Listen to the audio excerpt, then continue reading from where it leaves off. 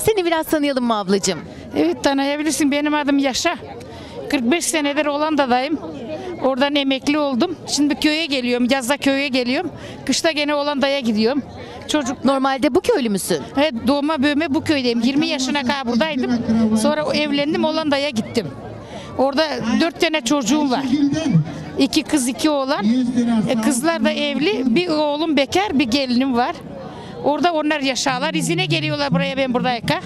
Ben 4 ay oluyor buradayım.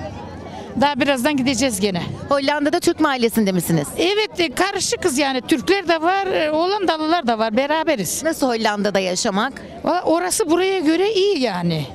Ne yönden? Ne? Her yönden yani. Varlık yönünden, su yönünden, para yönünden orası iyi yani.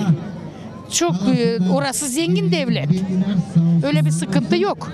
Sen 20 yaşına kadar buradaydın. Buradaydım, evet. Burayı nasıl hatırlıyorsun peki? Uzun bir süredir Hollanda'dasın. Burayı nasıl hatırlıyorsun? Ben gene burasını seviyorum. Burada doğduğum için gene geliyorum, gene tütüne gidiyorum. Geldiğinde tütün mü yapıyorsun? Tütüne gidiyorum, akrabalara yardım ediyorum. Tarlaya gidiyorum, evde yardım ediyorum. Gene canım durma. Eskiden babamın koyunları vardı. Gene davarları sağardım, hep yardım ederdim. Alışkın olduğuma benim için ters gelmiyor. Ama şimdi çocuklar geliyorlar. Gene gidiyorlar, denize gidiyorlar, oraya buraya gidiyorlar. Ama ben gidiyorum denize, ben bir şey anlamıyorum ki oradan. Köy yaşamına tabii alıştın burada 20 yaşına kadar. 20 yaşına kadar köy yaşamına alıştığım için onun için burasını daha çok seviyorum. Türkiye'de hiç yaşayamadın sen o zaman. Türkiye'de yaşayamadım ama her sene gidiyorum ben Türkiye'ye. Orada en çok nereleri seviyorsun? Nereye gidiyorsun? Orada hep İstanbul'a gidiyorum. Bir kere İzmir'e gittim. Çorlu'ya gidiyorum, orada kız kardeşim var. Şeyde var, gittim Akhisar'a gittim.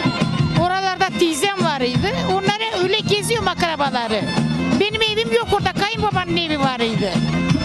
O zaman Türkiye'ye buradan bir mesaj gönderelim mi? Gönderelim Türkiye'ye.